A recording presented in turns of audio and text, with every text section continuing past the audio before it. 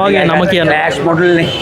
ඒක අපි ෆාතිමා ෂහානා. ඉතිසරේවත් මම අපර කියන්නේ. ඉතිසර කියන්නේ මේ ලොකු පාරවල් වලින් ඇවිල්ලා අනිත් පාරකට ජොයින් වෙනවා. මම මේ අල්ලකින් එන්ටර්ප්‍රයිසස් ප්‍රයිවට් ලිමිටඩ් එකේ තමයි වැඩ කරන්නේ දැන්ටම.